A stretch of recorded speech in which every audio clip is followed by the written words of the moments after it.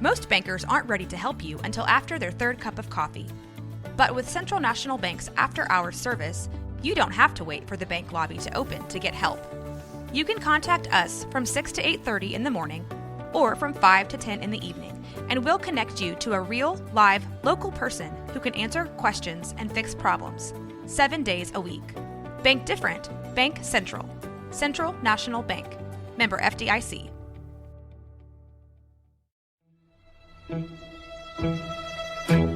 Bwaaa!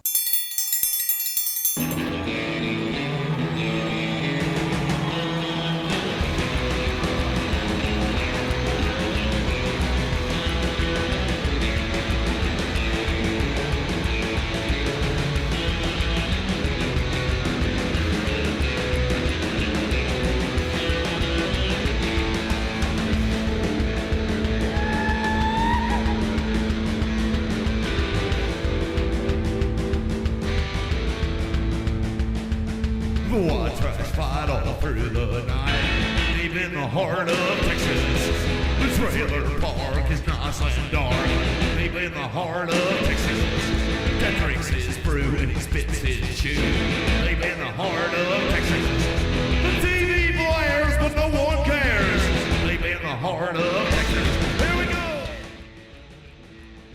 Hey there, everybody. Welcome to Bwaaa, a King of the Hill, the King of the Hill rewatch podcast. I'm Mike. And I'm Rusty. And you can hear that Rusty is on the road. Rusty, where are you? Yeah, I'm remote Rusty. Right now, I'm in between a rock and a hard place, Mike. All right. Okay. Well, that's a bad place to be. I've been there many times. All right. Yeah, it's not friendly out here, that's for sure. Well, don't take any wooden nickels. I don't know why I've been saying that here lately, but don't take any. All right, here we go. Rusty, we are at season 3, episode 17. Yeah, we're getting there. We're well over halfway and well on our way to completing this season. Oh yeah. We got to be this has 10 episodes? Yeah, this has been a really good season too. We've had some It excellent. is one of the better seasons. Yeah, there's some excellent episodes in here. Hey, before we get started, I want to thank a fan of ours. Today, today being Saturday, we received a package in the mail from Seth Tipton of Charlotte, North Carolina. It was addressed. Oh shit, from North Carolina. That's right. Yeah. It was addressed to you, me, and Mason. And it is the entire run of King of the Hill on DVD. Brand new, unopened, unmolested. Crazy. We appreciate that for sure. That's awesome. Oh my gosh, yeah, thank you, Seth. We're gonna really have to use that for some watch parties. Yeah, absolutely. Yeah, we have to throw the watch party and use those DVDs for the watch party. I'm super impressed by the DVDs, but I'm even more impressed by the letter that was included. Mason, you want to tell them what this letter is and what it looks like? It's written in those kind of hostage letters where it's like each they cut it out of a different magazine kind or of whatever? font. Yeah. Each letter's a different font or color. You can keep them when you're done, a friend. And on the other side, the answer is on the tapes, a friend. That's so good. I Yeah, didn't get the reference at first. yeah. I got scared. We love were that getting reference. murdered.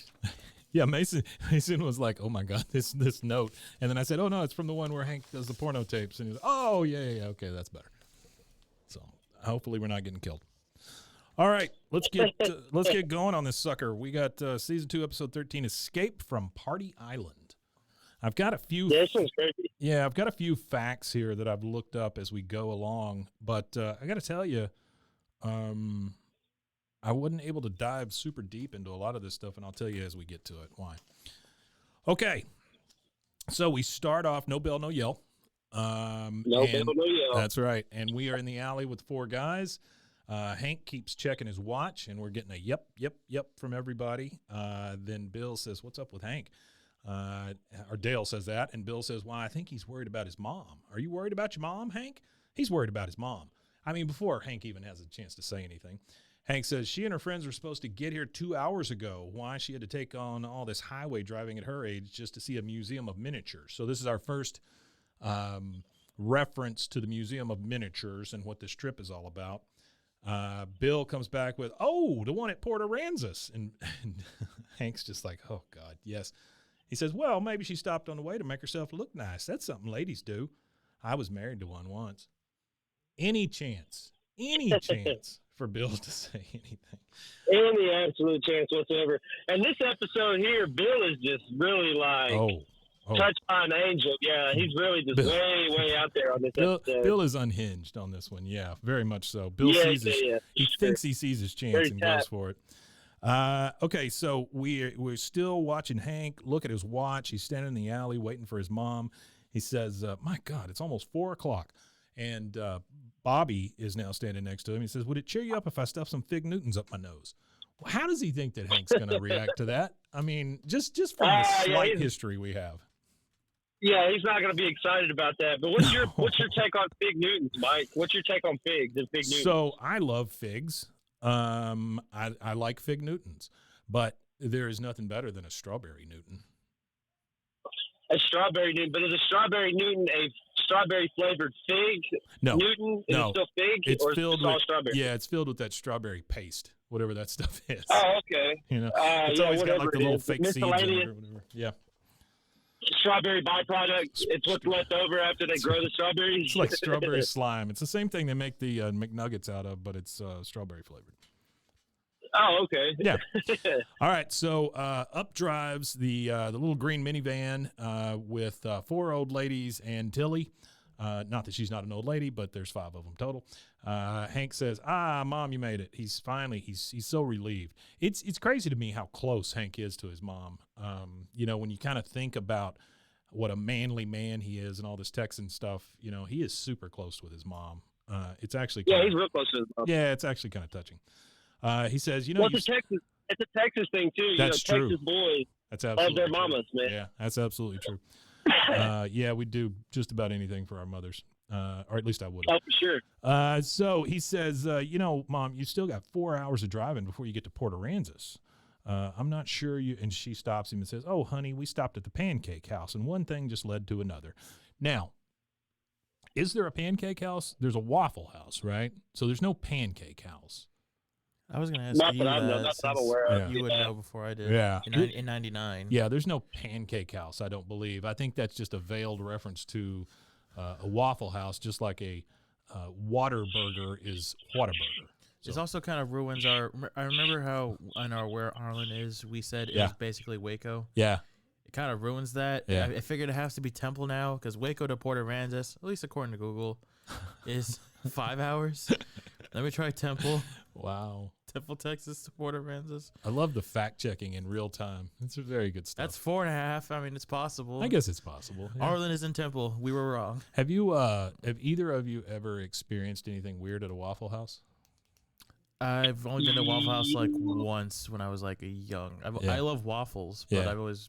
I remember the last experience I ever had at a Waffle House. Last time I ever was in one was in Galveston in 2009, January-ish of 2009. Okay. It was right after the hurricane that hit Galveston that previous fall in 2008. Ike, right? So, it was Ike actually. I think that was the one it was Ike. And we were I was down there working for a surfacing company redoing McDonald's countertops. I was in that hurricane right before it got there. We were in we were there, and we were in the drive-through of a McDonald's, and the sign almost blew over on our car. Oh wow! Yeah, so it's wild, funny. It's funny to me that we both have a McDonald's story.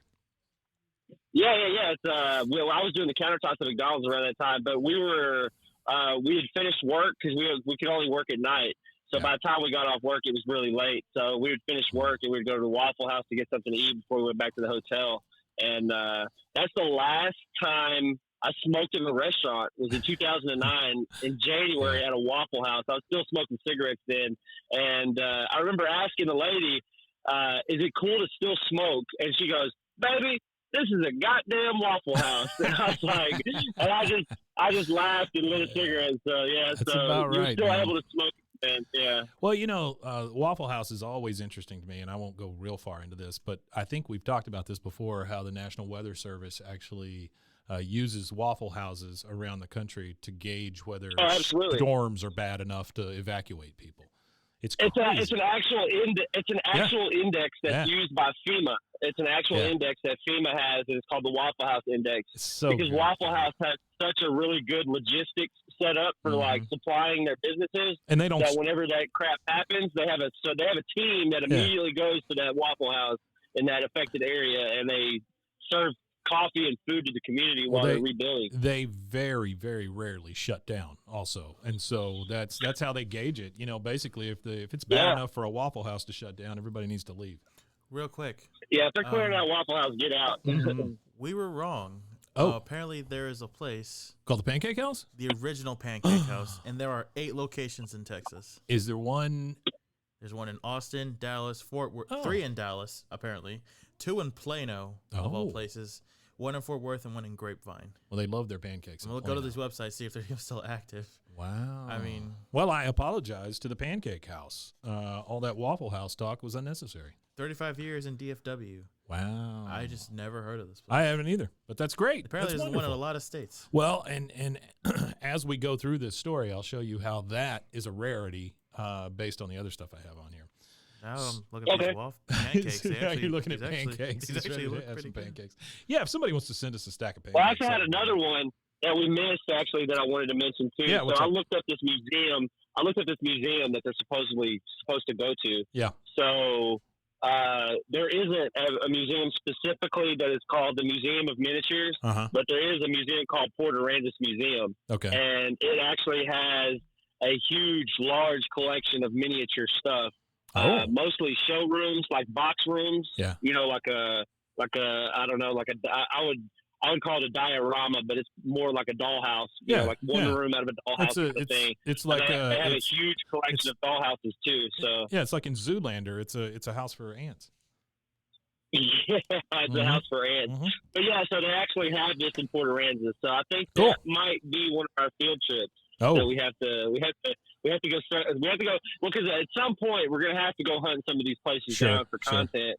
Like San Marcos, we're going to have to go to the college for sure. But by the end of the year, we got to do that. At this point in his life, we could probably get Pauly Shore to go with us too. So that probably. Yeah. Yeah, I forgot to mention that. Yeah, this was a very Pauly Shore was the guest in this one. Well, if I'm not mistaken, Betty White is also a voice in this, right? She is. Yeah. Yeah, that's what I thought. Yeah, I believe so. She's one of the Golden Girls riding around in the car. All right, so she says we stopped at the Pancake House and one thing just led to another. Not sure what that means. She is wearing. So I took these notes over 2 days, so I'm not 100% positive what this means, but it says she's wearing a sweater with butterfly brooch. Bobby goes to hug her. So I guess that's just me chronicling what's going on the screen. Yeah. She has that butterfly brooch on. Yeah. She's wearing like a tennis sweater, and I think the thing that's got or not is it tennis? No, golf, like a golf sweater, well, I think of that as tennis also. That's no kind of the sleeve same. vest kind of thing. Yeah. I just call it prep, like a prep style. Yeah, like it is sweater. preppy. Yeah, and but the thing is now that you see her in that sweater, you never even though days go by, time changes. She's always in that sweater this whole episode. But generally, characters that you don't see every time generally have different outfits and different scenes. But in this episode, she's wearing that. That sweater might stink by the time she's done. Yeah, well, she got that brooch on sweater the whole time too. That butterfly. Yeah, it just stays there. I don't think she ever undresses. We never see her in bed. We see the other ones get in and out of bed, but we don't ever see her in bed. Well, we've seen her undressed before. Oh no! I don't need to revisit that. But thank you. So much. So yeah, the geriatric table sex. That's right. Nothing but battleships and Stars of David. One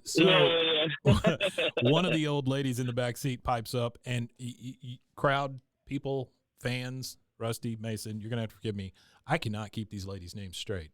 So I know that Maureen goes missing at some point, and so I know that's Maureen, but that's about it. So yeah, I couldn't keep up with their names either. One of the old ladies says, blueberry pancakes means blueberries in the pancakes, not buttermilk grill cakes with blue sauce on top. Man, that is about as old lady as you can get right there. That's a gripe, though. That's a legitimate gripe, though, I think, because if you tell me that I'm eating blueberry pancakes and you bring me pancakes covered in a blueberry syrup, That's Well, not really blueberry pancakes. It's buttermilk pancakes with blueberry syrup. You know what I mean? So, IHOP has built an empire on that. So Wait, Rusty, is your middle name Karen? Apparently. no, my middle name is I like my pancakes to be fucking correct. wow, what a long birth certificate. It is. It's so huge. Tilly pipes up and goes, "They brought you new ones." She goes, "That's not the point." And then, oh, Lillian. I did write down the name Lillian on the next lady. She goes, "It was horrible." Okay. Because Tilly then says, "This is Lillian. She's delicate." The late Phyllis Diller. Oh, is that Phyllis Diller for real? Yeah. Oh, shoot. Oh, okay. That's All fantastic. right, that's awesome. Yeah. That is good. Phyllis That's Diller good. was the best, man. She's so good. She says she's delicate. Hank says, "Pleased to meet you, Lillian." And then she just slams the door shut real quick because she's delicate. And Tilly says, "Oh, that was much too sudden." So now we are inside, and we're making sandwiches with Peggy in the Hill kitchen with the 4 old ladies seated, drinking coffee, just kind of watching. Hank is talking and says, Mom, that van of yours is a lot to handle. In many ways, it's more of a light truck. Maybe this trip is just too much for you to take on. Yep, I think it is. Tilly says, "Well, I'll have to drive. I'm the youngest." And then one of the old ladies pops up and says, "Maureen's only 10 years older, but she lost her license." Maureen says, "It was took last March." Took. And Tilly says, Delia gets angry. So now we're starting to kind of define these ladies. Delia says, "The doctor calls it road rage." And then one of the other old ladies says, "Oh, I'll drive. It's only been 40 years. We are talking about a bicycle, right?" Yeah. Yeah. Well, the fact that she says we are talking about a bicycle, yeah, they're not only old, but they're also potentially senile at this A point. little, yeah. I'd say that's starting to set in. There's a certain level of senility here. Yes. Hank takes Peggy into the living room just to kind of talk to her on the side and says, "I don't have a choice, Peggy. I got to drive them the rest of the way." Peggy says, "Hank, if you want to go visit a miniature museum, then just come out and say so. I won't tell anyone." It's just such an embarrassing thing that Hank might want to see some toys. Hank says, "I hate miniatures. I've hated them since I was a kid. Mom only took them out when she was heading into a funk, like between the time when I was 10 and 14. Good God, what a funk." Wow. So, Sorry to interrupt you. I just found you're out good. Delia, the one that whoever Delia is, Yeah. that's Betty White. Oh, okay. All right, cool. Whoever Delia is, and then She's- Tilly this time is played by, because remember she was played by Tammy Wynette before. Oh, yeah. This time she's played by somebody else. I believe it is Beth. No, it's still Tammy Wynette, I think. Oh, cool. No, Beth Grant. Beth It's 1999 by now, Grant. right? Yeah, No. yeah. No, are we in 99 already with the episode releases? Yes, Well, this is between March 97 and 98. Yeah, this Okay, so yeah, it would be March. Beth Grant. All So right. she's being voiced by Beth Grant, which is 99 is the only year Beth Grant does her voice. For the So, rest of the 10 years after this, it's somebody by the name of Kay Callan oh, okay. who does it, Okay. if I'm pronouncing it I right. couldn't tell There you you go. that the voices sound different, but that's just something I've never even I noticed that. can't really either. She's And not you have on to it go enough looking for you it, to really honestly. notice. Yeah. So he takes her in there and says he's got to drive, and then said she was in a funk, and the only time she took the miniatures out is between 10 and 14, which is a very long time. Next scene we see is Hank is closing the van door and getting into drive. Dale, of course, is him and Boomhauer and Bill are just watching because they can't stop watching people. They're just over there drinking and kind of snickering. Dale says, "Enjoy your trip to the miniature museum, Hank. Hope you can fit inside." And then all of them start laughing like it's a funny joke. Boomhauer says, "Yeah, man, talk about a party van, man. Gets out a little old lady." He says, "Have a good time with them little old ladies." So, and Hank says, "Well, very funny, guys. I can't think of anything funnier than a man having to take care of his mother. Oh, that's just hilarious. You think your mother would find it funny, Dale?"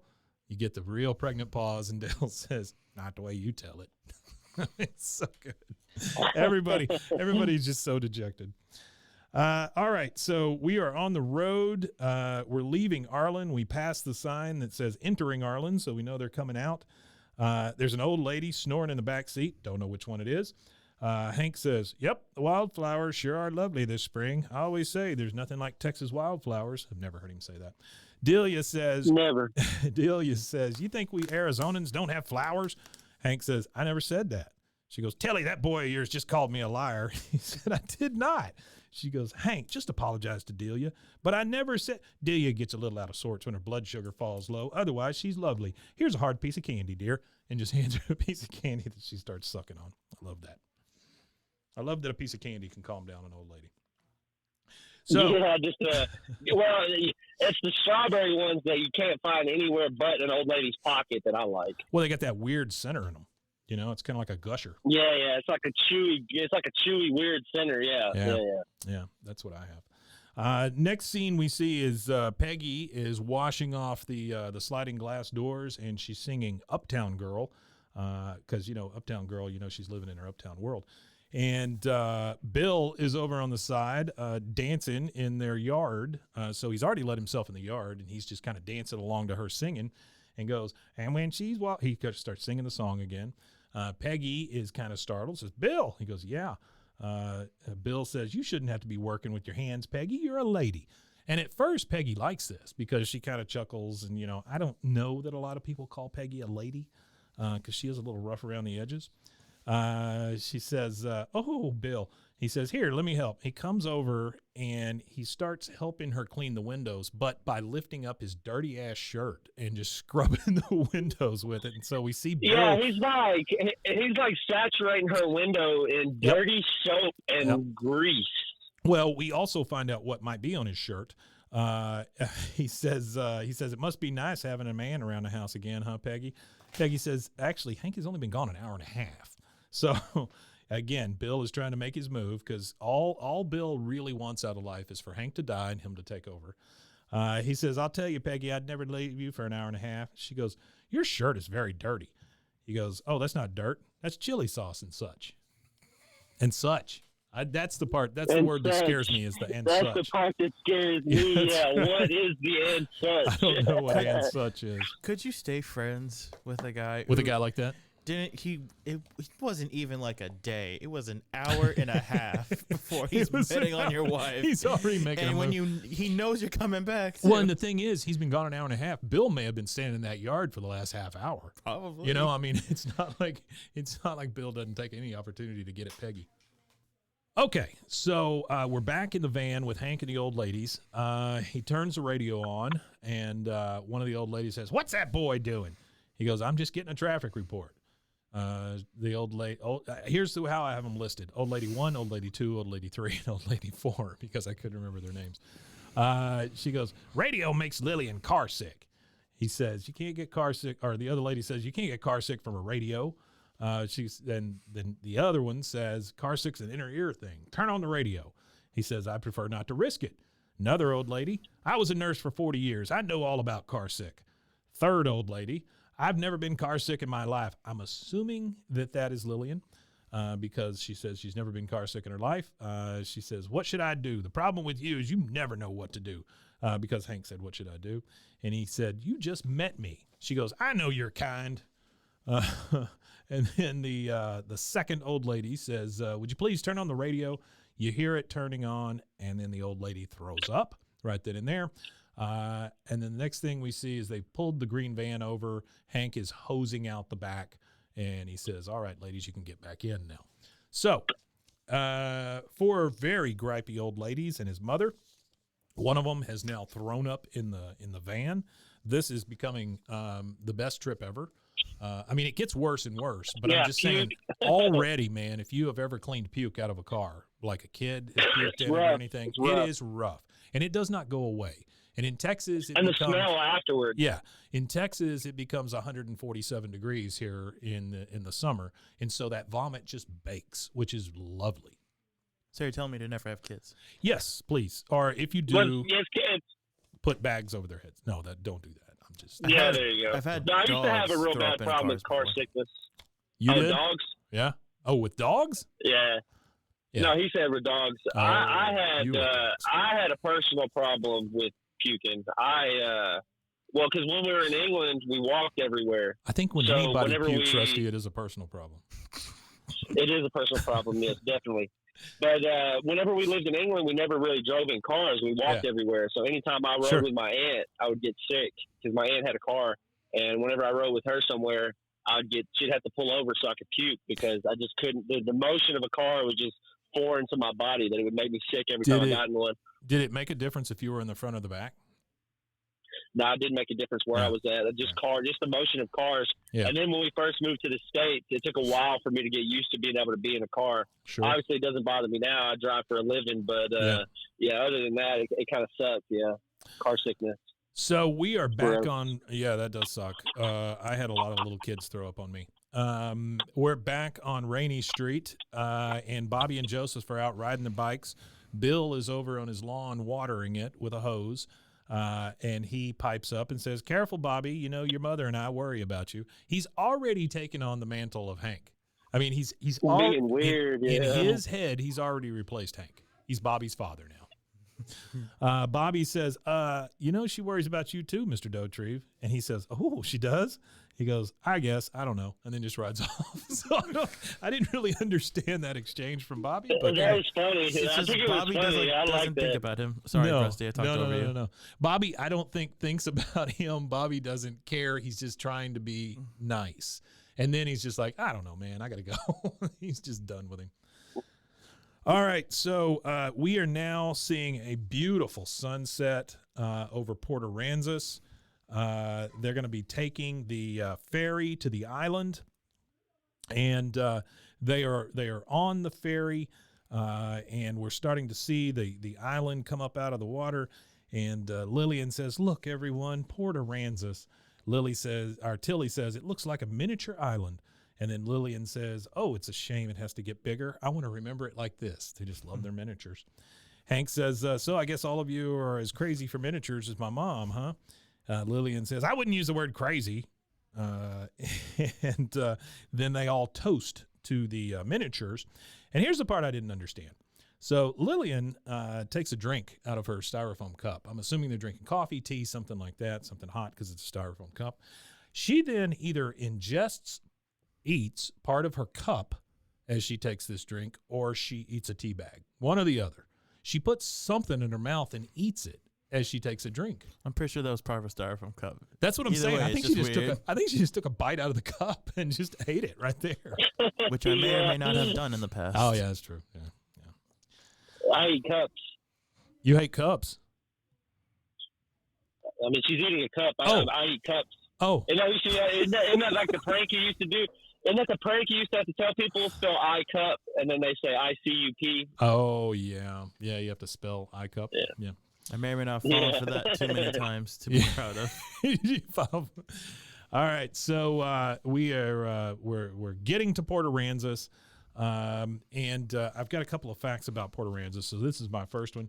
First off, Port Aransas does exist. And here's the facts that I have about it. Port Aransas is a city in Natchez County. Nueces. Natchez? Why are you looking at me? Oh, yeah. I don't know, man. Natchez? Nueces. Nueces? Nueces, something like that. I'm not really sure. All right, so it's a city in that county. The city is 180 miles southeast of San Antonio, especially for you folks that aren't from Texas. The population was 2,904 at the 2020 census. Port Aransas is the only established town on Mustang Island, which I've been to many times. It is located north of Padre Island, also been there many times, and is one of the longest barriers. Yeah, go ahead. Longest barrier. It's hold on. It's Nueces is how you say it. Nueces. That can't be right.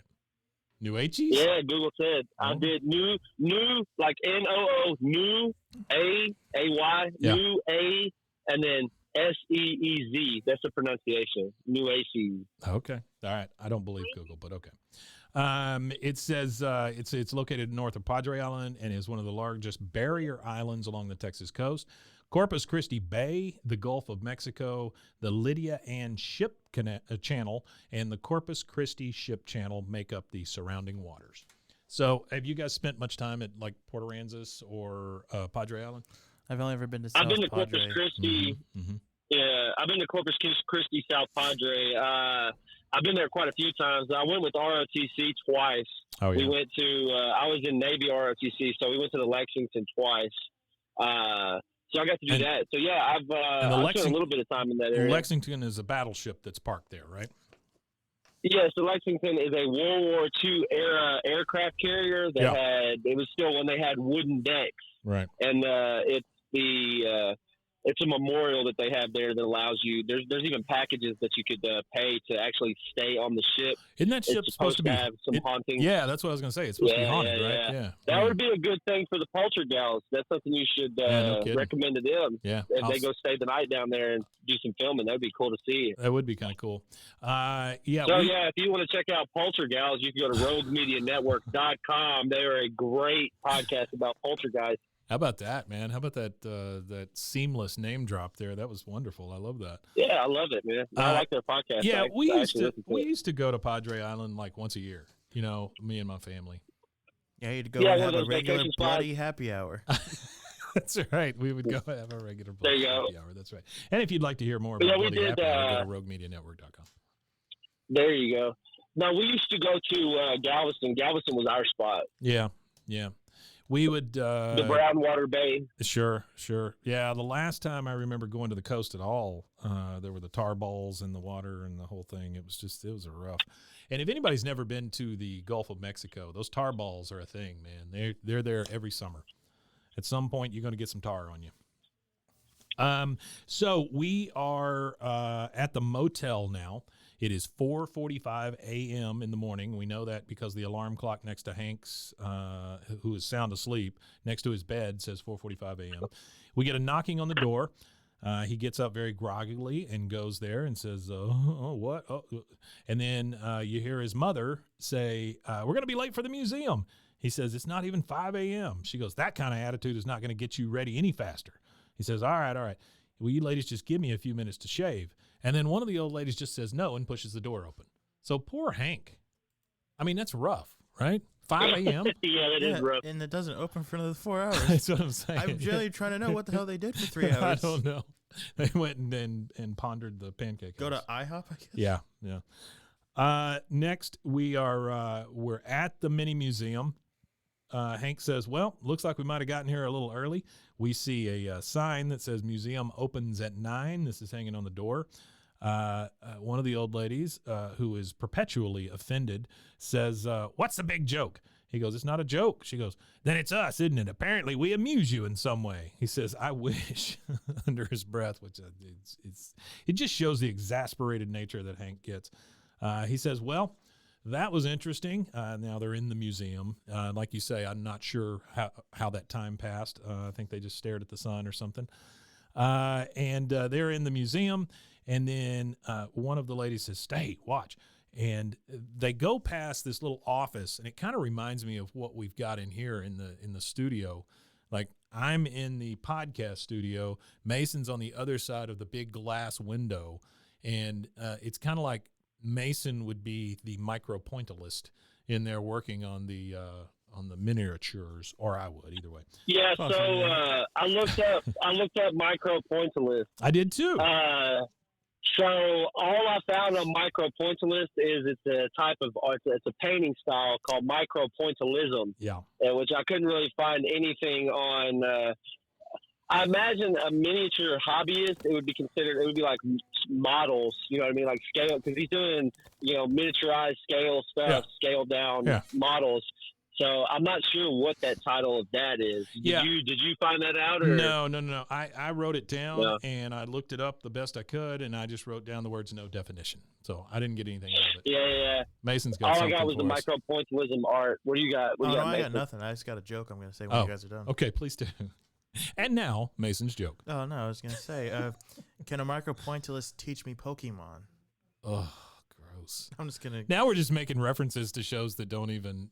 No, that's what I'm doing the rest of this episode. I'm just going to keep finding ways to reference all of our stuff. I really appreciate that, Mason. If you'd like to learn about Pokemon, please go to roguemedianetwork.com. Okay, so this is where we see for the first time Mr. Lyle Neff. Lyle Neff is one of the world's most renowned pointillists. Again, that's not a thing. The only Lyle Neff I could actually find that is still around, there's a Lyle Neff in Wikipedia. He was born in 1969. He is a Canadian poet and journalist in Vancouver, BC. So that's the only Lyle Neff I can find. So it's not a real guy. Hank says, Lyle Neff, oh, God, I hadn't heard that name since I was 13. You know, I'd always pictured him with a scrawnier mustache. Now, I will say Lyle Neff in this does look like a very fastidious type guy. You know, he's got the little tiny mustache. He's got a vest on. I mean, he's working hard. He's got that jeweler's glass in his eye, and he's working on these miniatures that you can watch him. You can watch him as he does it. And one of the ladies says, they say the sprites talk through his hands. The sprites. Hank says, that's a nice-looking seal. And then one of the old ladies, again, perpetually pissed off, says, it's an otter. She says, Lyle Neff would never waste his time on seals. Seals are trash mammals. Everybody knows that. Everybody knows that. All right. Poor seals. So, yeah, no shit. We are at the Tea House now. This is a restaurant that we're supposed to believe is in Port Aransas. I did look it up. There is no tea house in Port Aransas. However, when we would go to Port Aransas or to the coast, and you got to forgive me, I was kind of young, there was a place there called Corky's. Corky's was always the place we went and had our big fish dinner when we were at the coast. And I just remember always liking Corky's because I could get a flounder, the only fish with the eyes on one side of his head. I did find in Port Aransas a coffee shop called Barefoot Beans. Yeah. So they do serve tea. Okay. So it's not a tea house. All right. Well, this one literally says tea house outside. It says tea house outside, and they're there, and you know kind of where you are because there's seagulls flying around. It's real peaceful. All this stuff. They are all at the table, and they are putting in their order. Tilly says 6 cucumber sandwiches, please. 6 cucumber sandwiches. Talk about a 1-star rewind. Jesus. If you'd like to know more about One Star Rewind, you can go to roguemedianetwork.com. Hank says, I'll have the hamburger sandwich instead. And then one of the old ladies says, the cucumber sandwiches are delicious here. He says, I don't like cucumber. Oh, my God. I've never seen 5 old ladies react the way they did. They were all just like, oh, my God. And then Tilly apologizes to the waiter because her son does not like cucumbers. He says, come on, Mom, you don't have to apologize for me. And she goes, apparently I do. That's a very English thing. We used to eat cucumber sandwiches. Yeah, it's like a high tea thing, right? High tea and cucumber like sandwiches? cucumber and butter. Like cucumber and butter sandwiches. I thought And it was then just there's cucumber and like some, isn't it like just cucumber and what, some type of tartar sauce or mayo or some shit? See, that's what I would have no. It's water. Good God, no, it's water. Butter, sorry. It's butter. God. Butter and cucumbers. Well, these are raw cucumbers, right? Butter They're and not... cucumber, and that's it. Yeah, raw. Yeah. Raw cucumbers, not sauteed, not baked, not broiled or fried, just raw cucumbers. And then there's also watercress sandwiches. Yeah, that's where lettuce. it's just watercress and bread, yeah. I mean, I like it raw, but not that raw. I'm sorry. Like clover, yeah. Mason just immediately apologized for saying that. That's fantastic. All right, so we are back at the motel. We see a guy cleaning the pool. Hank goes up and knocks on the motel door. He says, Mom, it's me, Hank. Just came to say goodnight. And by the way, the sun is still up when he's knocking on the door. It's like 4:30 in the afternoon. He opens the door, and one of the old ladies is asleep just snoring logs, man. I mean, she is just sawing logs over there in her bed. And Tilly is up at the foot of the bed. She's still dressed, and she's looking at her little miniatures. We see an angel, a rocking horse, a teddy bear, a Scotty dog. And she says, shouldn't you be in bed? It's almost 7:30. Or he says, shouldn't you be in bed? It's almost 7:30. She goes, look at this. Don't they look happy? They like it here. So she's kind of gone into this remembering of this whole thing, right? We get a flashback here in a second. Hank says, Mom, those are just glass. She goes, I know that, Hank. My point is they're from the island, and they like being home. He says, you're not falling into one of those funks, are you, Mom? I haven't seen you socialize with your miniatures since you were married to Dad. And now we get a flashback with a much younger Cotton. Still has color in his hair. Still an asshole. Oh, super big asshole. He says, I'll help you with your dishes. And then the camera pans out, and he's literally taking a chair to the dishes in the sink and just crushing them. I love the idea. I mean, I he's just- a man who loves priding. He killed 50 men. 50. 50 men. But he can't be bothered to do that.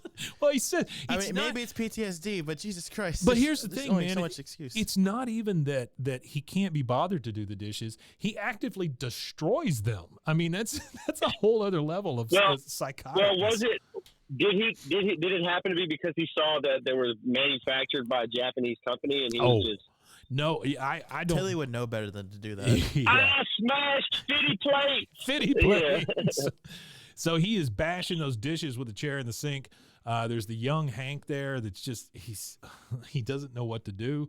And then Tilly has obviously gone into her funk, and she's just like just polishing her little miniatures. Ignore it and it'll go away. And Hank says, Mom, what should I do? Mom. So that's the entire flashback. But good God, that paints a bad picture of Hank's childhood. Yeah, Hank's childhood kind of sucked. His childhood did. No, kinda it was suck. wild. And that's funny because I really like how whenever they're all reminiscing all the time about their childhood, they all look back, and then whenever it cuts back to them as an adult, they have that kind of like, oh, well, yeah, that was kind of shitty. You know, that kind of sucked. Like, that's kind of rough. Like, So- I'd probably be a better human being if I didn't experience that. The one thing I forgot to mention is the old lady that is asleep has her wig sitting next to her, next to the bed. And as we come back from the flashback, she goes, "Quiet, you!" and throws the old wig at Hank's head. So really enjoyed that. We're back at Rainy Street, and Bill sees Peggy and Luann in the kitchen. I don't know what they're sweeping up, but it looks like something got broken because they've got the little dustpan and the whole thing, and they're both doing it, which is really weird. But Bill comes in. He's in the house, number one. He's in the house. And he goes, "Cleaning?"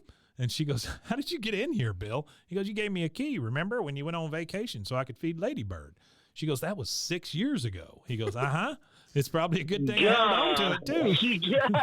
This is a real boo-babe What moment. the hell? That's a little woo. Sketchy moment there. So he says, "It's probably a good thing I held on to it, too. After all, you never know when." Peggy goes, "I want it back now." He goes, "All right." He said, "Let me help you with that trash." Then he takes the trash can, walks into the yard. Luann said, and this is her only line in the thing, says, "Why is he hugging our trash?" Peggy goes, "Well, as long as he doesn't take it into his house, we're okay." Then you hear Bill's door close, and Peggy just goes, "Oh, no." At Yeah, that you point, take it I home. wouldn't That's so even weird. want the key back from it. No. I just change all the locks. Yes, Just change you're all the locks. changing the locks. Yes, absolutely. So At this point, he's got like 6 keys. he probably does have 6 keys, one on his body at all time. We are back in Port Aransas. We are at the Royal Aransas Hotel, and Hank is walking into what's called the Snack Shack at the motel. He goes into the bar. It's basically just a bar. He walks up to the bar and tells the bartender, "I'll have a Dune burgie, medium rare, and a beer." I'm assuming that's just a hamburger. He goes, "At last, a few signs of civilization," because we see a couple of guys come in. One guy's in a UT shirt, so Texas Longhorns, and the other one's in a Texas A&M, Texas Aggies shirt. They sit down at the bar. He's like, "Hey guys, how those Longhorns looking for next year?" And the UT guy says, "Totally awesome, dude." He goes, "Oh, awesome. That's what I like to hear. Let me buy you a beer and we can talk some football." The guys say, "Well, we don't mind if we do."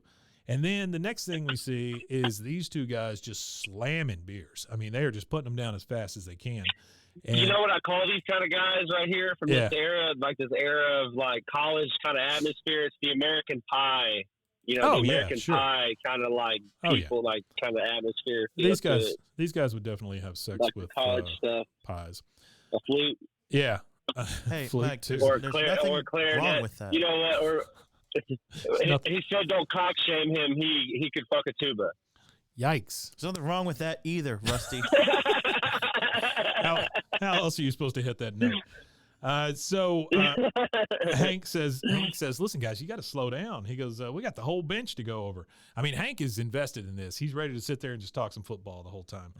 Yeah, he is. Like, he's kind of like hype too. It's kind of like he's kind of giddy that he'll get to do this and then gets like shot Another down. male to talk to. Yeah, I mean, he's just so used to that, standing out in the alleyway talking football, talking whatever. So he goes, I tell you, this is just what I need. And then you see just tons of these UT and Texas A&M kids, and then you see other kids with other shirts and stuff on. You just start seeing all these kids show up. He goes, I spent the day with about 500 years of old lady. Oh, if they could see me now having a beer and a hamburger, that would push them right over the edge, I'll tell you what. Then the whole place gets super busy, and behind him we see the MTV Spring Break semi pull up, and we go to commercial break. To Pretty Fly for a White Guy by The Offspring. Oh, lovely. Good job. MTV Spring Break refers to the channels, and for those of you who don't know what MTV was at one point, it was music television, which they did just music videos when they first started. Yeah, it now belongs to Rob Dyrdek. Yeah, pretty much. Yeah. But you have Beavis and Butthead to thank for that. Well, it's true.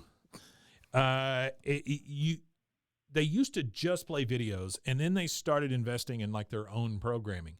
And MTV Spring Break was like one of the first big things that they did. Yeah. I mean, it made sense. I mean, you can only play music videos. There were only so many at the time, and even there's still only so many being made. Eventually, you're gonna start running the same things over and over again. What was the first music video run on MTV? I don't fucking know. The Buggles video killed the radio star. Yeah. I was gonna say I knew that one. Yeah. Plus, also, since I think this is MTV was founded in the 90s or 80s? It was 80s. Yeah. 80s. I mean, late 80s. Censorship was atrocious back then, so a lot of the songs were just being bleeped or denied. You can't even play half the stuff. Yeah.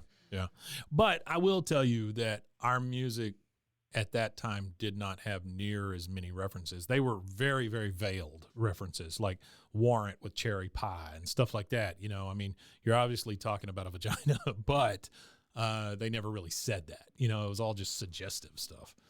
Nobody was worried about the walls and the ceiling and the back and the crack of their ass or whatever. Fair. So, MTV Spring Break refers to the channel's annual spring break coverage, featuring numerous live performances from artists and bands on location. I know when I was a kid and I watched this, I was like, dear God, that's like the biggest party I've ever seen. I mean, they would televise it for like a week. Yeah. I never got to go. It sounds like it was pretty awesome. I don't know that I ever really wanted to go, but I did watch it all. I think. You went. Yeah. Well, that's true, too. MTV Spring Break used to hold concerts at the Band Shell in Daytona. So that's where they started the Spring Break thing. Mr. Daytona. That's a perfect place to start those things. Yeah. Mr. performed at the first MTV Spring Break show in 1986, as did Starship. Starship is Jefferson Airplane that turned into Jefferson Starship, that then turned into Starship, that sang that god-awful song, We Built This City on Rock and Roll. We built this city. I cannot stand that song. I do not like it. We built this city on rock and roll. Y'all are actively making an enemy. Starship, and then in 1987, Crowded House played there for Spring Break. The annual tradition continued into the 2000s when it became de-emphasized and handed off to MTVU, the spinoff channel of MTV targeted at college campuses. So that's a short history of MTV Spring Break. And that's what that was that era where it wasn't like frat boy stuff. I mean, it is, but it wasn't. You know what I mean? It was where everybody's involved, the whole college. It was before all the movies were all based on frat houses and frat parties and frat culture. But I mean, this was after Animal House, so I mean that had kind of been instilled in our generation, that you're supposed to use spring break to have sex and party, and just that's what you do at spring break. It's a continuation of it for the new generation, for sure. Yeah, absolutely. But they fade into a commercial break, and we're going to use that opportunity to take one here. So we will be right back. Hey guys, it's Mike from Bwaaa. I wanted to remind you just real quick of our official, unofficial meeting place. That is Hotel Arlen. So head over to Twitter and look up at Hotel Arlen. They are not that kind of hotel anymore. Please leave a post, follow, like, subscribe, whatever they ask you to do on Twitter at this point. And if you wanted to, you could also include hashtag Hotel Arlen and hashtag BWAAKOTH. Thanks.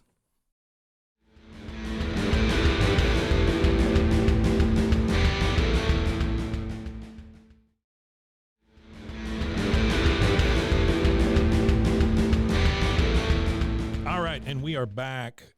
We are again at the Royal Aransas Motel.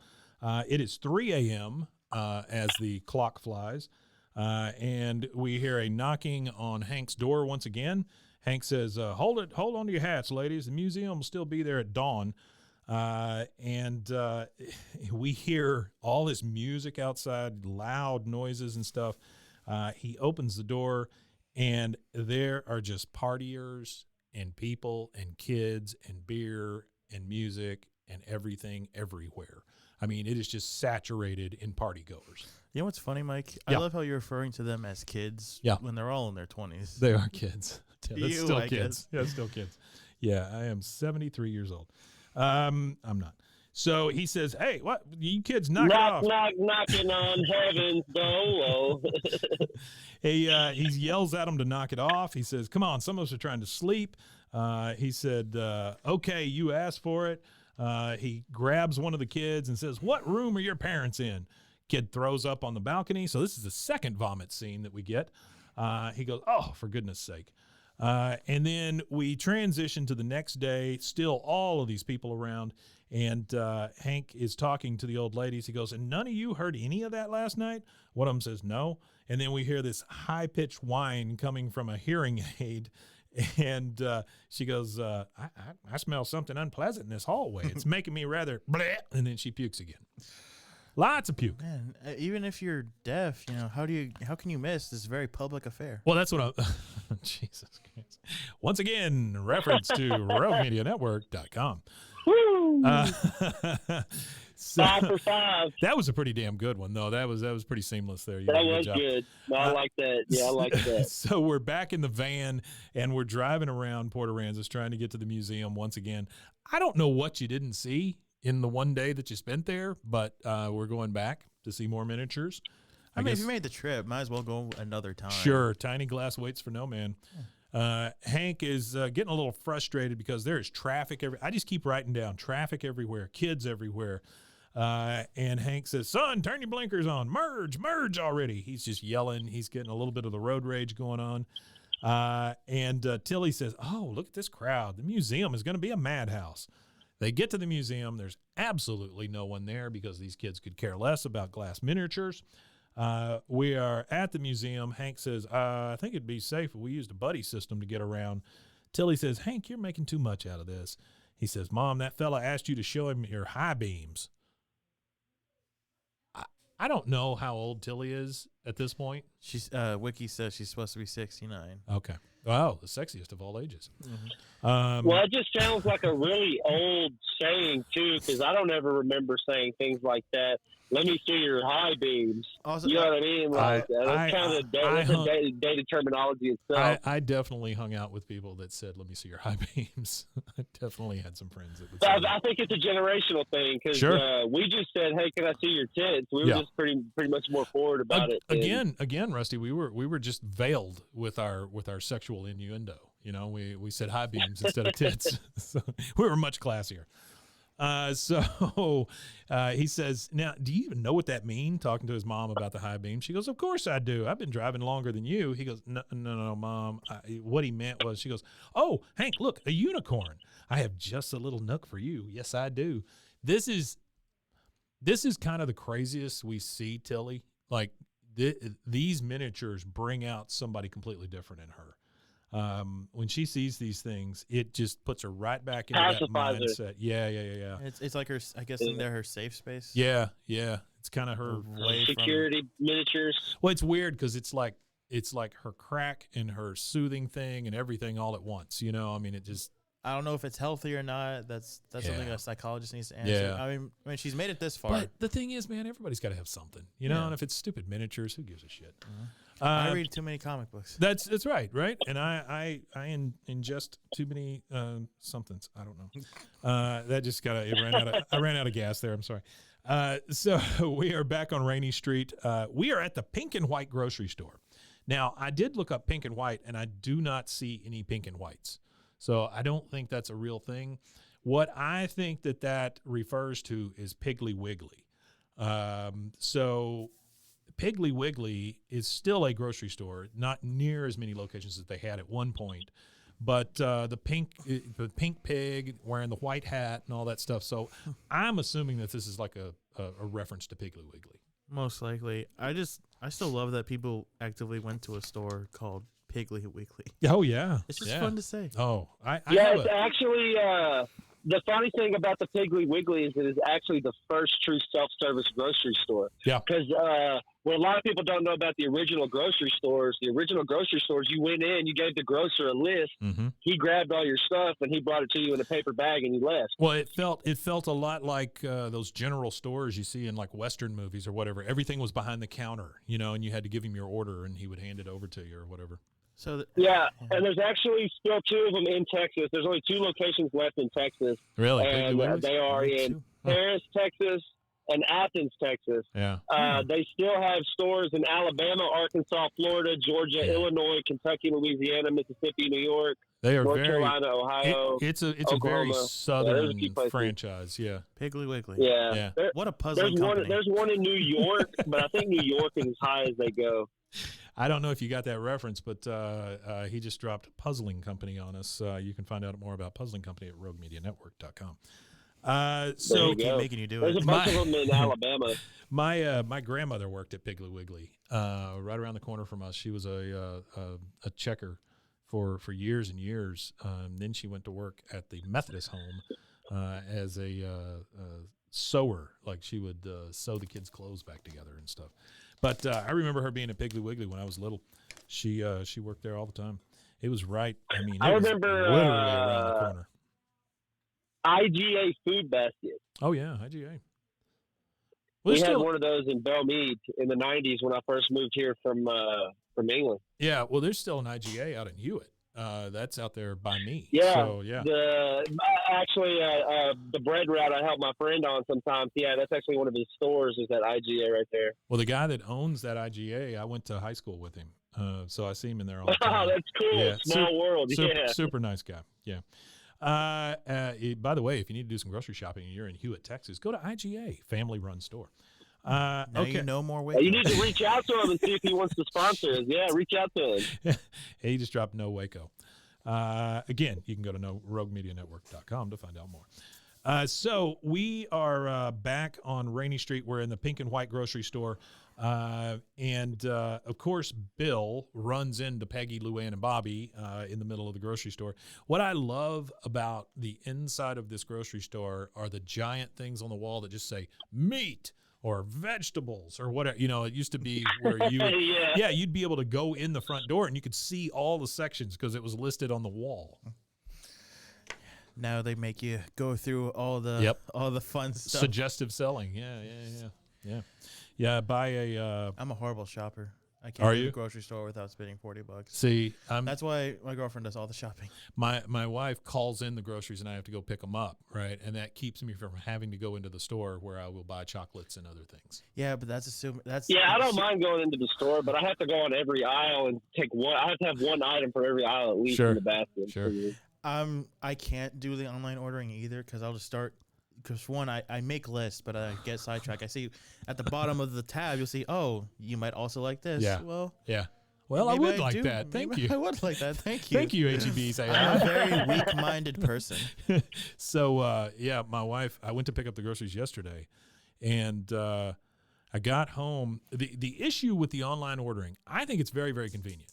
And I don't mind going and picking it up. I think it's cool that you can just drive up there, text them when they bring it out.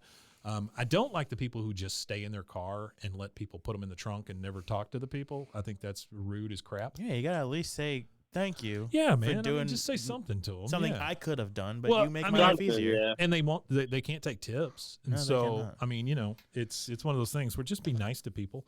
But my wife's issue is she always orders the wrong size of things.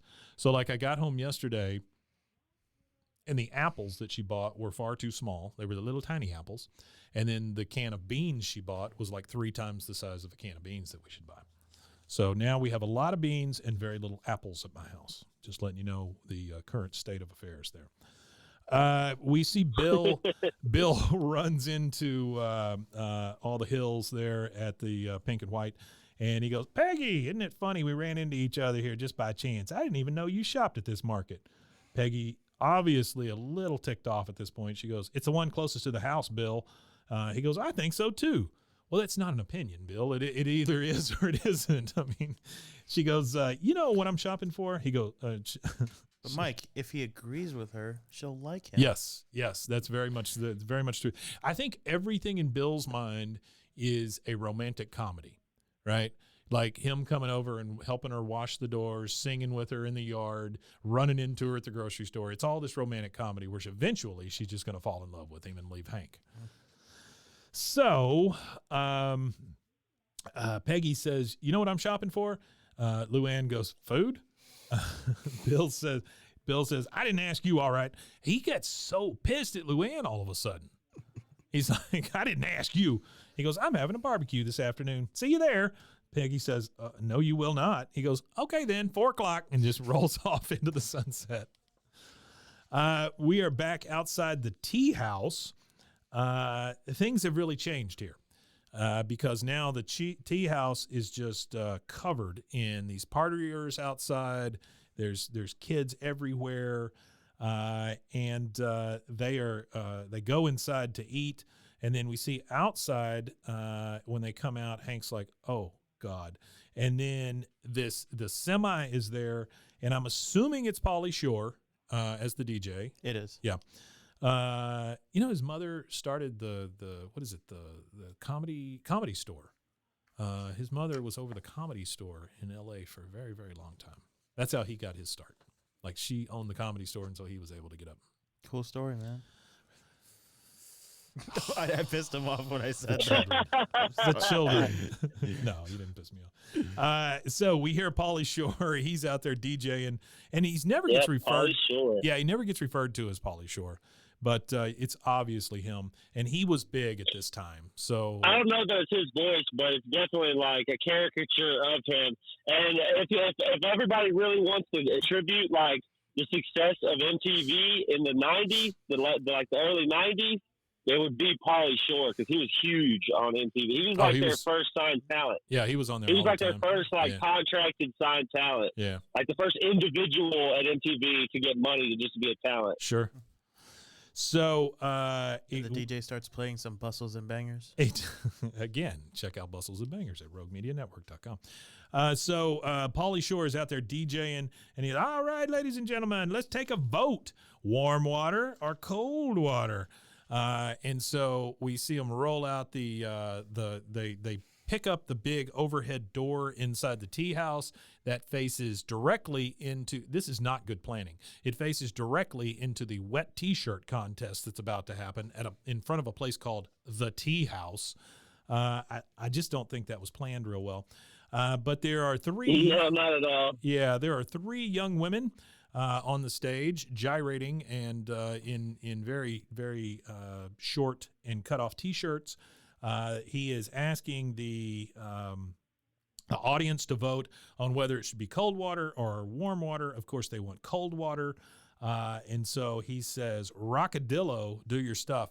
This is my favorite character in this entire episode, Rockadillo. It is a man dressed as an armadillo with a big, like water shooter cannon type gun.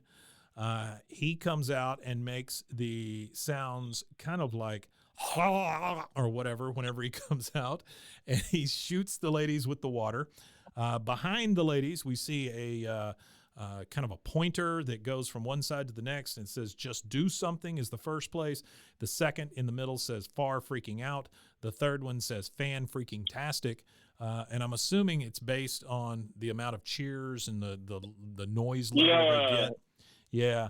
Sorry to interrupt you. You know what makes me laugh about the Rockadillo? It kind of sounds like something that would be like a mascot of like Ted Nugent's ranch. Oh, that's true. Yeah, yeah. I think Ted and The and Rockadillo. hang out quite a bit.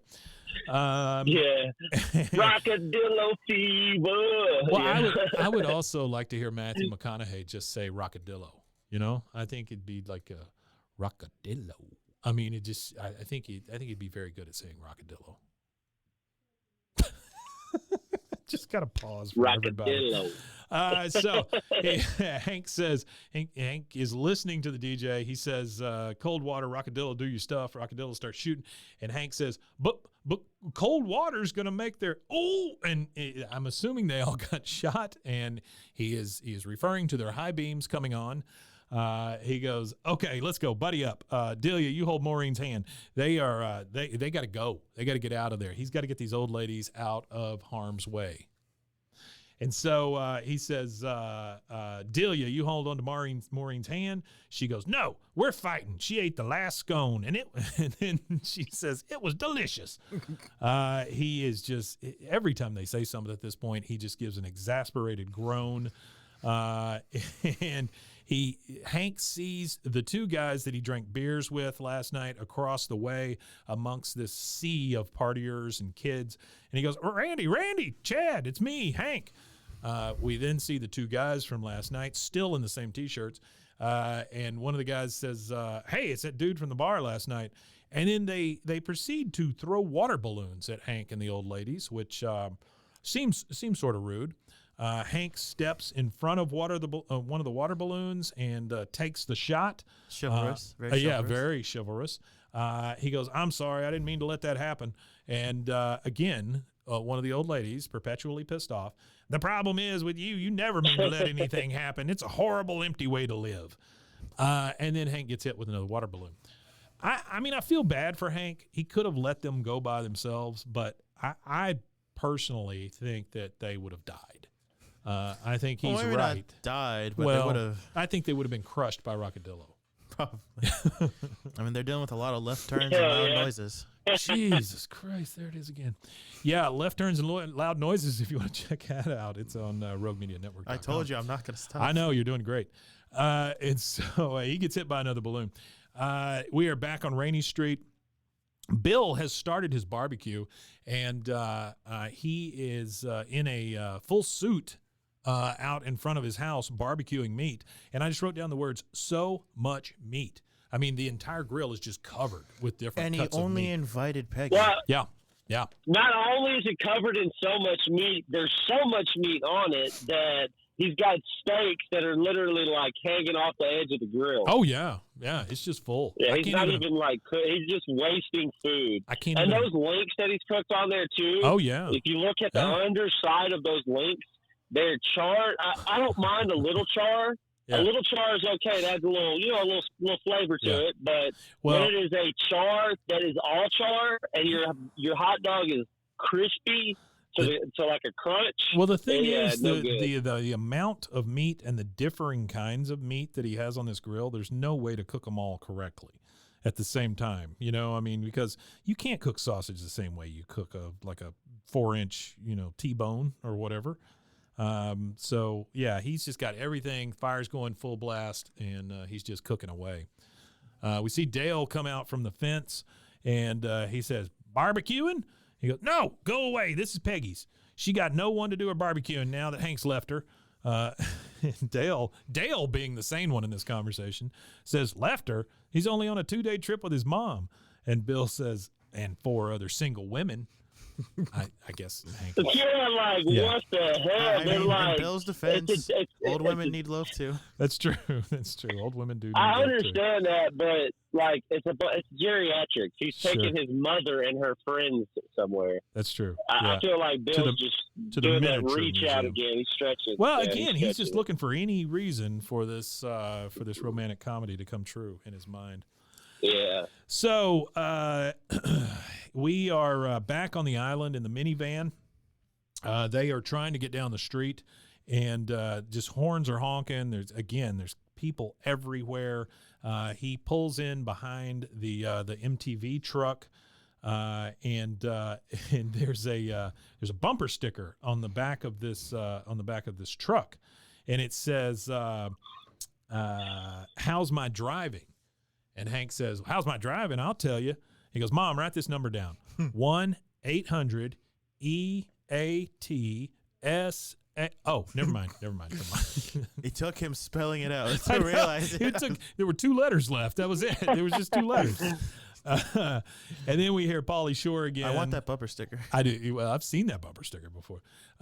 We hear the DJ, who is Pauly Shore, once again saying, "Spring Break '99 continues with some of the hottest bands, bods and buns on the port I call Aranzas. Am I right, Rockadillo?" We hear that from Rockadillo. And then we hear, and Party 99 is only getting better because Adam Sandler is going to be performing live. And then we hear the back when that was a good thing. That's right. And we hear the Sloppy Joe song. Do you guys know the Sloppy Joe song by Adam Sandler?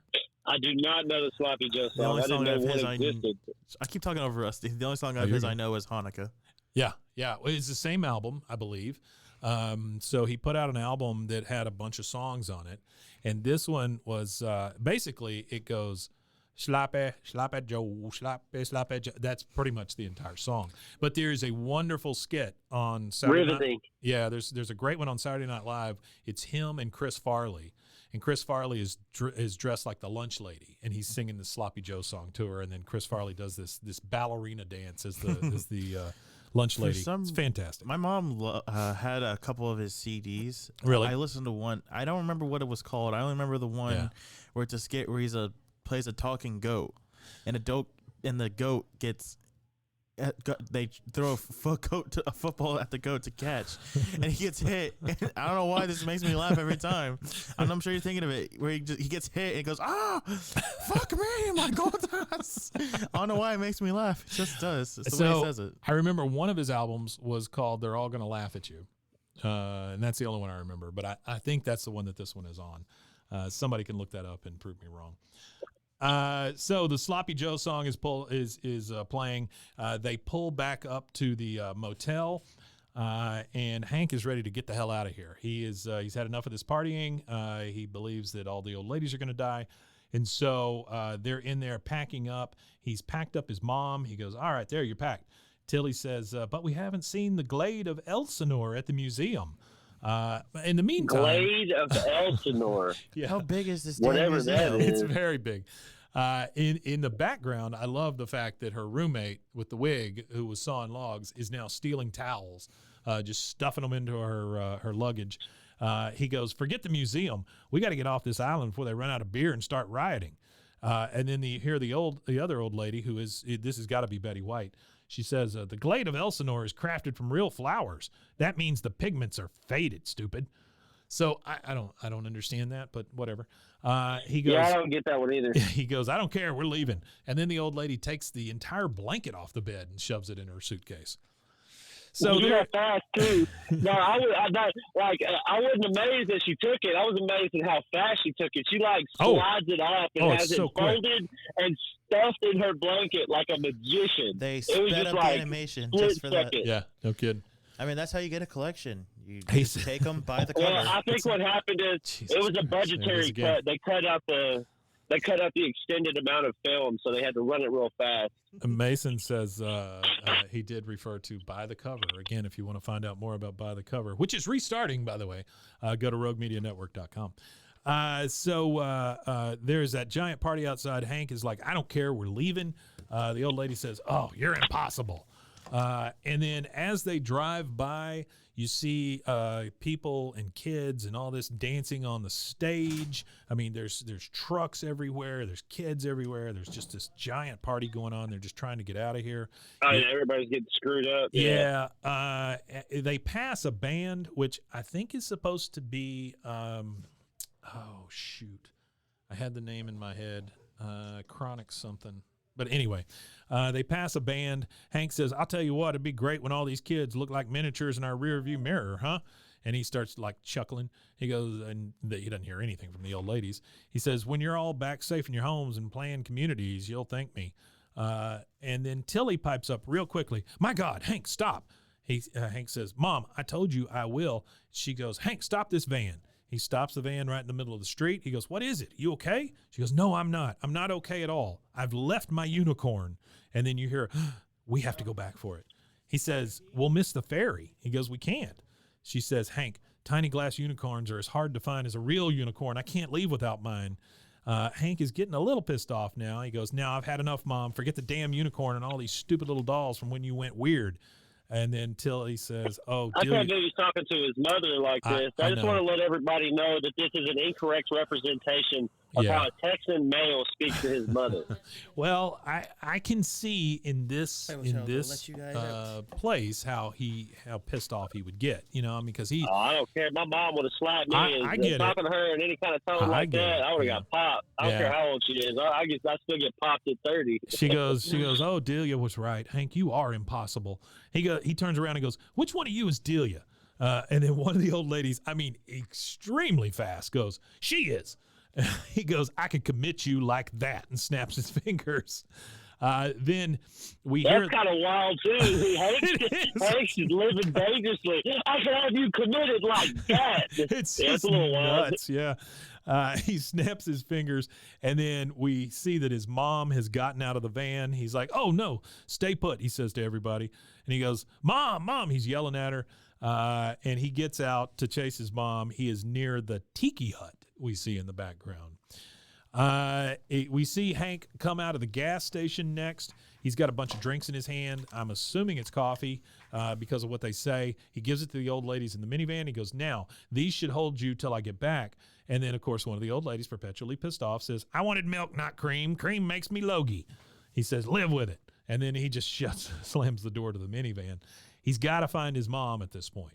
So he is now back at the Royal Aransas. He's at Party Central. He's at the pool, and he comes up to these two guys, and he goes, excuse me, have you seen the nicer-looking old lady, gray hair, yellow golf sweater? There you go, golf sweater. And the kid at the pool says, stand right there while I think about it. Now, in the background, because of this giant party, we see a big kid with the words sex beast painted on his chest go onto the diving board. He jumps in, makes a giant splash. What a statement that makes. Oh, yes. Sex beast? Sure. This kid makes a giant splash, gets Hank all wet. And he goes, he has to be a beast. He just got everyone wet. That's right. Both genders. And he says, Hank's like, what? I don't know why I'm standing here. And he gets all wet, and he goes, yo, gotcha. This is what the kid says. He goes, hey, can't you see I'm looking for a lady? He goes, we're all looking for ladies, dude. That's what spring break's all about. Okay, guys. And now we're back in Arlen. We're at Bobby's baseball game. I just wrote down the words, who knew? I didn't realize Bobby played baseball. Is this the first time we see that Bobby plays baseball? No, we've seen Bobby play baseball a couple times. Because remember, we've had the football and soccer episode. Yeah. And then we've had the baseball episode at the very, very first episode where the CPS guy comes and says Bobby's getting abused. Oh, you're right. That baseball. was at baseball. Yeah, you're right about that. Okay. Baseball pops up a lot because also Peggy, whenever Peggy was going through that was the football episode, same episode, I believe. Yeah, but Peggy was a fast pitch softball player, right? Yeah, she was. So I feel like she goes to all the baseball games regardless if Bobby's there or not. Yeah. But she always cheers for him. She's always one of the best cheerleaders for the teams. For sure. Yeah. I'm just wondering when he has time to. What is the Arlen season like? Are football and because football was not that long. It does seem this. like they happen at the same time. Yeah, football, soccer, and baseball all at the same time, only in Arlen.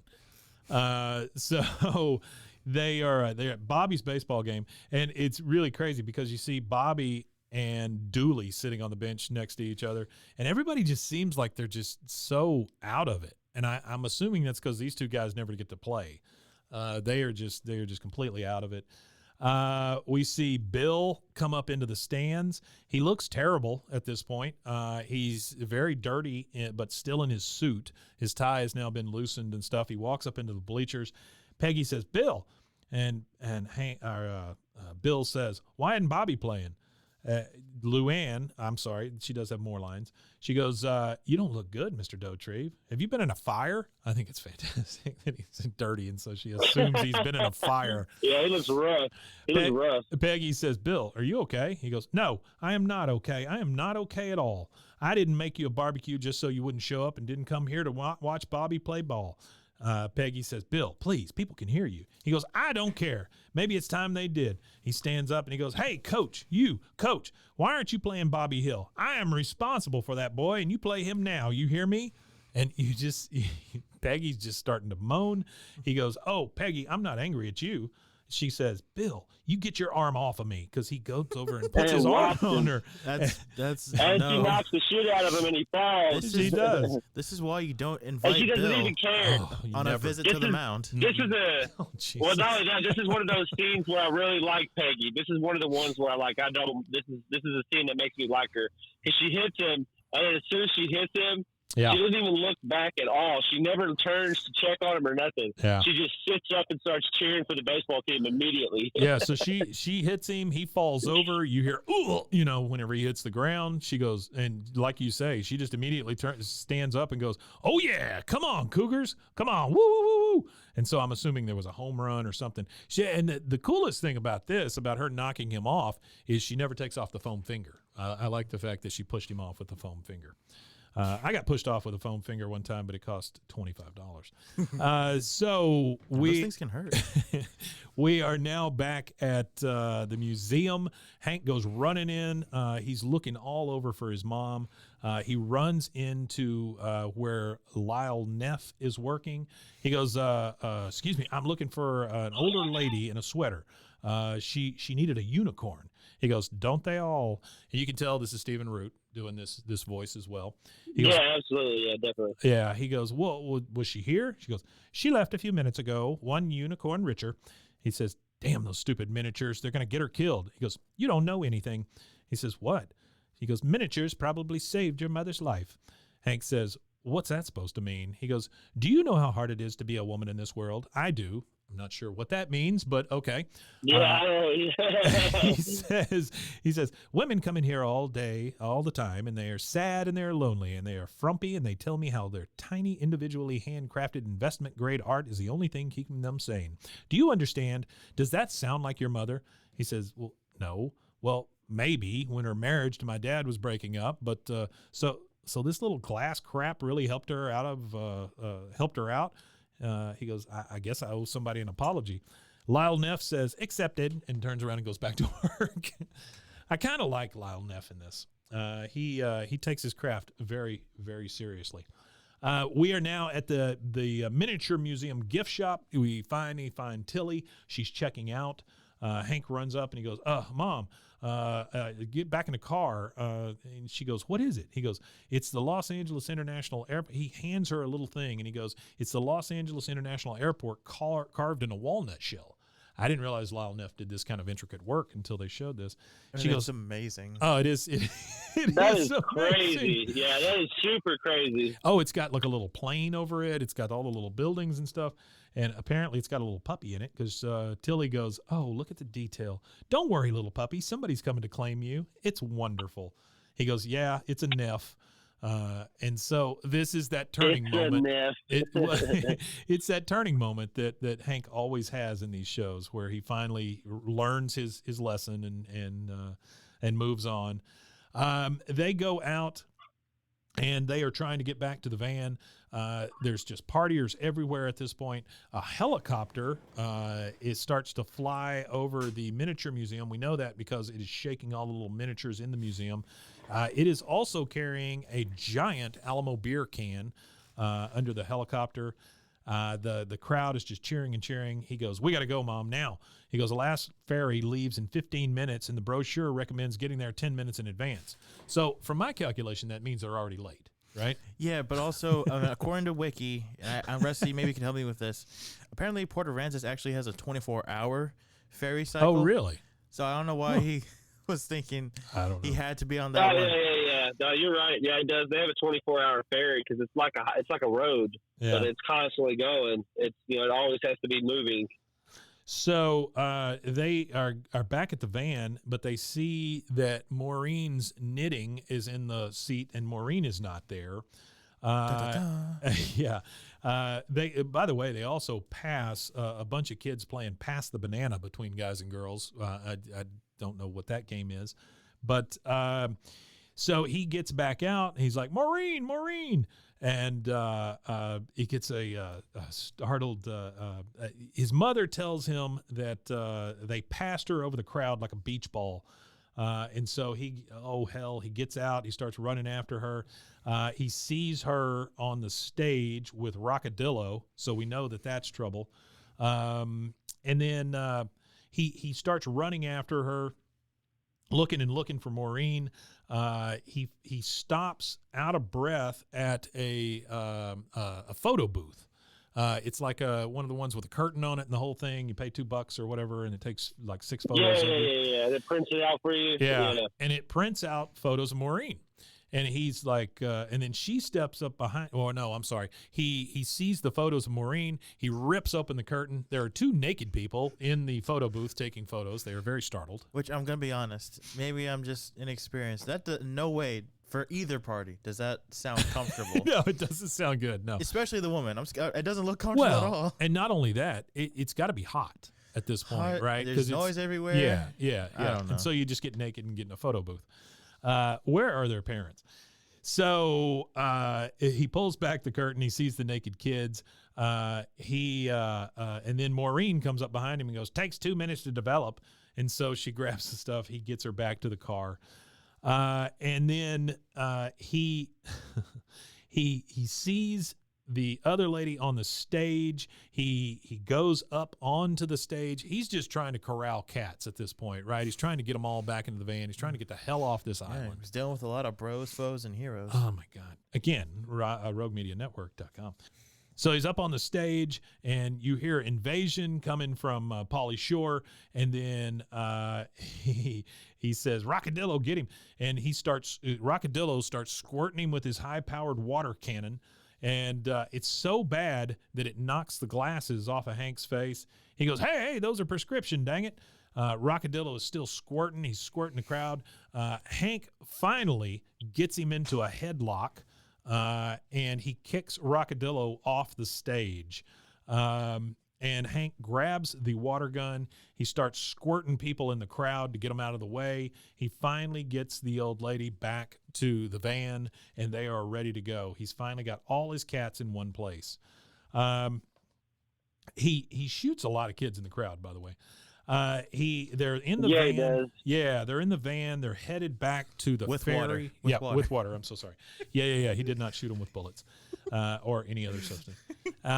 So they are going as fast as they can in the van, trying to make it to the ferry because we've already established that they're probably already late.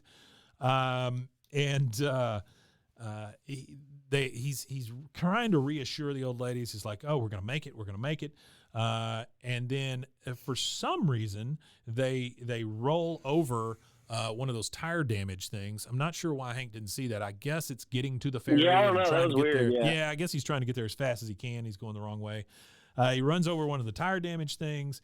He goes, "Oh, everybody stay calm. We just experienced severe tire damage." I've never heard anybody call it that. But and then as he's saying that, one of the old ladies pipes up and says, "You said you'd get us out of here. Tilly, your boy is all talk. I hate you." I hate you. It's so rough. I mean, she's just so pissed off. She's mad as hell. Yeah. At the same time, we see the helicopter come up over the van, and he drops the giant Alamo can in front of the van, trying to stop them. I don't know why Pauly Shore gives a shit at this point, but he drops a giant Alamo can in front of this van, trying to stop them. Huge Alamo can. And you're hearing Sloppy Joe's song being played. And the only thing I got out of this is as the helicopter is hovering there, we see Dolsey on the side, Dolsey. So I don't know if that's the name of the company or if that's the name of the DJ or whatever, but you see Dolsey on the side of the helicopter. I'm not sure. Yeah. And then he goes, Tilly says, Hank, get us out of here. He says, we're down to the rims. If we drive on them, they may never be the same again. Which, okay, Hank. Well, I mean, you just need to get off this. They may never be true again. Yeah. So they may never be true They again. may never be true again. Yeah. You just need to get off this damn island, Hank. And so at this point, he says, all right, hold on to your hats, ladies. Now, that is what is in this.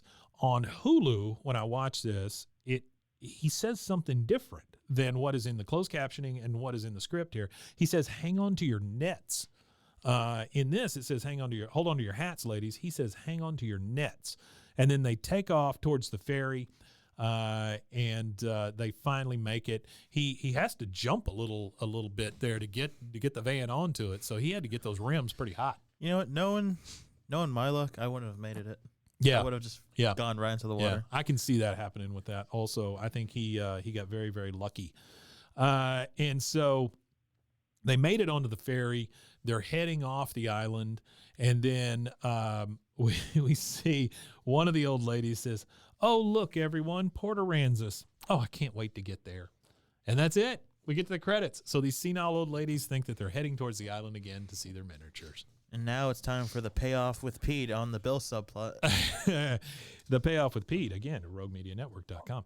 We're back in the alley. This is during the credits. All four guys are standing there. We see Bill with a broken arm in the sling, so I'm assuming he broke his arm when he fell off the bleachers. Hank, after a very, very pregnant pause, says, all right, who's ready? Lay it on me. We hear Bill say, well, I could probably use a beer. And then he goes, Dale. He says, he gives him a beer. Dale says, thank you. He says, Boomhauer. He gives him a beer. He says, dang old thanks, man. He says, Bill. And then he throws the beer and hits Bill with the beer. Bill's just like, he goes, oh, sorry about that. And thanks for looking after Peggy for me, Bill. And then throws a beer and hits him again. Hits him with a beer, yeah. He goes, ow. It won't happen again, Hank. He goes, yep. And that's it. He has taught Bill a valuable lesson by throwing beer cans at him. And then after we see all the credits, we hear the old lady once more, I know you're kind. And that's it. I know you're kind. That was is a good episode. It is a very good episode. It is I very like that one. it is very locked in time though. You know exactly when this took place because of the MTV stuff and all that. Pauly Shore. You know, you don't see Pauly Shore in a lot of stuff. And who's the star Yeah, of you don't those see Pauly movies? Shore in a lot of anything anymore. Pauly Shore. movie? I'm sorry, I'm referencing Family Guy Wrestling. Oh. Pauly Shore. Okay. He's terrible. So, Rusty, we're going to say adieu to you. But before we do, and you get back on the road and hopefully travel safe with all of your very expensive cargo, would you please tell them where they can find us? You guys can find us at BWAAAKOTH on all social media, or if you would like an easy one-spot shop for all of our links, you could go to linktr.ee/BWAAAKOTH. That's 3 A's KOTH. 3 A's, no waiting. And one more time, I want to say thank you, a huge thank you to Seth Tipton of Charlotte, North Carolina. Seth, you and fans like you are what keep us doing this. I got to tell you, today was not an easy day. Rusty and I both talked about maybe skipping this week, and because he was out of town, and I had a very long night keeping the grandbaby, who is very, very young, awake until 4 a.m. when her mother picked her up. And so we both were like, maybe we just skip this week or whatever.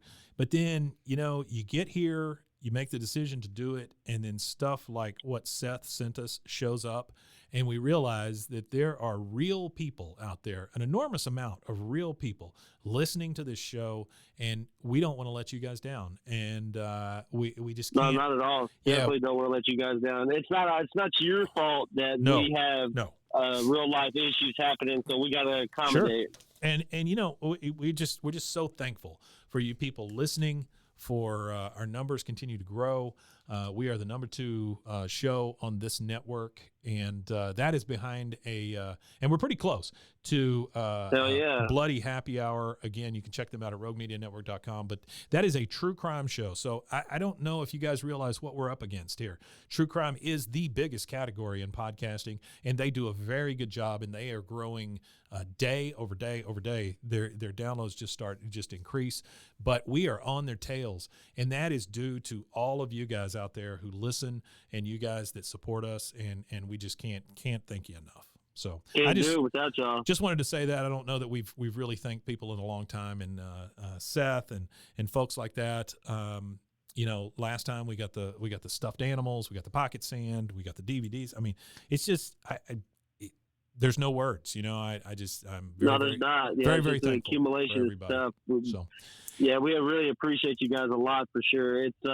It's crazy to think that you guys are willing to spend your hard-earned money on us, and we appreciate that so much. Amazing. Well, we're going to continue to pump these out, so you guys take care, and we will see you next time. We Matanye. Bye.